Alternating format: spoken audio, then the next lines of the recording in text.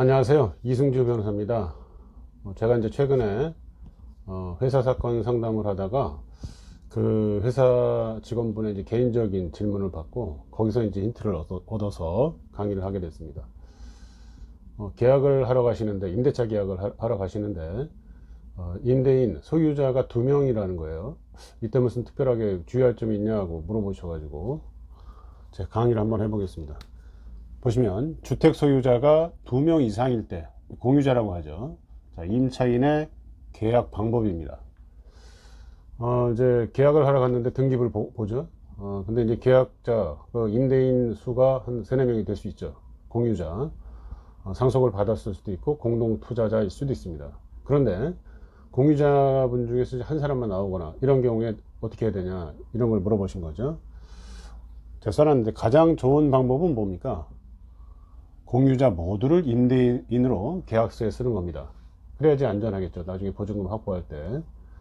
자, 공유자 한 분이 나왔더라도 다른 공유자분들의 위임장, 대리권을 다 받아서 나온 분하고 계약을 하시는 게 좋겠죠. 자, 그러면 차선책은 뭐느냐? 공유자 지분 합계가 최소한 과반수에 이르러야 됩니다. 예를 들어서 공유자가 2명이라면 보통 2명일 때 지분이 2분의 1씩인 경우가 많죠. 예를 들어서 공유자 2명이고 각 지분이 2분의 1입니다. 그런데 제가 뭐라고 그랬어요? 과반수예요. 반수 초과해야 돼요. 자, 이런 경우에는 2명 모두하고 계약을 임대인으로 적시해서 계약을 하셔야 됩니다. 한 명은 반수 초과가 아니에요. 반수에 불과해요. 과반수라는 게 중요합니다. 자, 그 다음에 공유자가 예를 들어서 3명이고 각 지분이 3분의 1이다. 자, 이런 경우에는 최소 2분하고 계약하셔야지 됩니다. 그래야지 안전해요. 자, 이게 결론부터 말씀을 이렇게 드렸는데 그 이유가 뭘까요?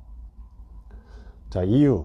자, 민법 265조에 뭐라고 써 있냐면 공유물의 관리 행위는 지분의 과반수로 결정한다, 이렇게 말을 하는데 임대차 계약 체결하는 것 자체를 관리 행위라고 봅니다. 이건 확립된 법리예요. 확립된 이론입니다. 자, 그래서 이렇게 임대차 하는 거는 지분의 과반수로 결정한다, 이렇게 써 있고, 그러나 다만 보존 행위는 공유자 각자가 할 수 있다, 이렇게 되어 있습니다. 자, 이렇게 되어 있기 때문에 임대차 계약을 체결하는 임차인 입장에서는 권한이 있는 사람과 계약을 하는 게 맞는 거예요. 그죠? 권한이 있는 사람. 자, 그렇게 권한이 있으려면은 지분의 과반수가 필요하다는 겁니다. 최소한 3명이니까 2명만 해도 돼. 3분의 1일 때. 자, 이것도 맞는 말이긴 한데, 그렇다고 하더라도 3명 전부와 계약하시는 게 당연히 더 좋고, 그렇죠?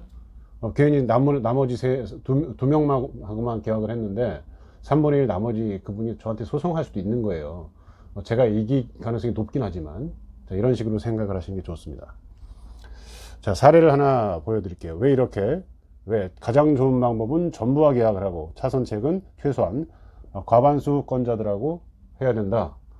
과반수가 혼자일 경우에도 그분하고 해도 문제는 없지만 나머지 사람이 나한테 소송이 들어올 수 있다, 이런 거 생각하셔야 되는 거예요. 자, 사례를 제가 예를 하나 들었는데, 자, 2인의 공유자 중에서 1인이 임의로 임대차 계약을 체결했다. 2명이 공유자가 있어요. 각 2분의 1 지분을 갖고 있습니다. 주택에 대해서. 그런데 한 사람만 나와가지고 다른 사람한테 말도 안 하고 공유자 1인이 나와가지고 임차인하고 계약을 덜컥 했어요. 자, 이런 경우에 임차인이 어떤 불이익을 받을 수 있는지 과거 판례부터 말씀을 드릴게요. 과거 판례를 좀 알아야 될 것 같아서, 과거 판례는 나머지 1인이 계약하지 않은 나머지 1인이 내 허락도 없이 계약했어. 나도 소유자인데, 나도 임대인 될 수 있는 사람인데, 이러면서 그 임차인에게 보존 행위로서 인도 청구를 한 경우에 승소를 시켰어요. 이게 임차인 굉장히 억울하겠죠. 그죠? 어쨌든, 자, 그런데 이 판례는 잘못된 거였습니다. 저도 이 판례 보고 좀 이상하다 싶었는데 최근에 현재 판례가 이렇게 나왔어요. 전원합의체 판결 2018-287522 판결입니다. 일단 보존행위라는 거는 공유자 모두에게 이익이 돼야 됩니다. 자, 그런데 나머지 1인한테는 이익이 되겠죠. 이런 게 임차인을 내보내거나 뭐 다른 사람을 데릴 수도 있는 그런 문제가 있을 테니까. 그런데 계약을 했던 사람한테는 이익이 안 되잖아요. 그래서 보존행위로서 뭘 청구하는 거는 원래 안 됩니다. 제가 볼 때도. 그래서 이제 이게 판결이 바뀝니다. 자, 인도 청구 승소했었는데 이게 안 됩니다. 그래서 보존행위로서 이렇게 인도 청구하는 건 기본적으로 보존행위가 공유자 모두에게 이익이 돼야 되기 때문에 보존행위로서 이렇게 인도 청구를 하든가 뭘 청구하는 거는 안 된다. 모두에게 이익이 돼야 되기 때문에 이렇게 써놨죠. 자, 그래서 지분권에 의한 방해배제 청구는 가능하다 이렇게 이제 얘기를 합니다. 자, 그런데 이 판결은 어떤 사안이었냐면, 지금은 공유자 1인이 임차인에게 임대를 줬죠. 그런 사안인데, 이 판례 사안은 공유자 둘이 있는데 공유자 1인이 공유물 전부를 막 쓴 거예요. 그때 공유자가 이렇게 보존행위로서 인도 청구 안 된다 이런 판결이에요. 자, 그래서 지금 공유자 1인이 임차인에게 임의로 임대차 한 경우에 딱 맞는 판결이 현재 나온 것 같지는 않습니다.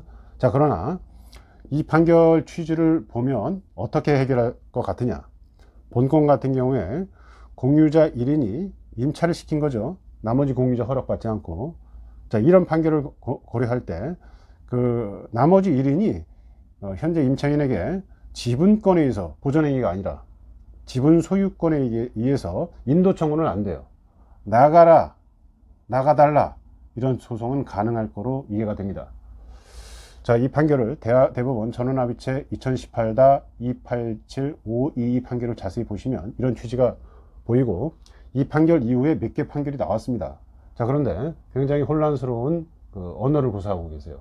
보존행위가 안 되는 건데도 불구하고 보존행위 용어를 막 쓰고 있어요.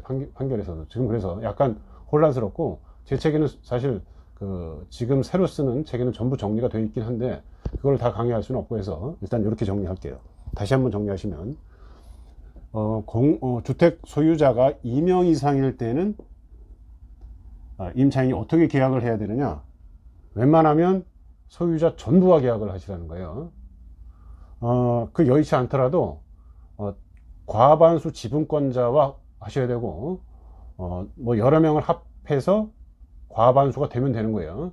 그럼에도 불구하고 임대인에서 배제된 사람이 저한테 소송하는 걸 막을 수는 없잖아요. 이길 가능성이 높아지는 것 뿐이지. 결론은 어떻습니까? 임대인이 다수인 것으로 보일 때에는 임대인 전부하고 계약하지 않으면 나 계약 안 한다 이렇게 버티시는 게 좋습니다. 자, 오늘은 여기까지 강의하겠습니다. 감사합니다.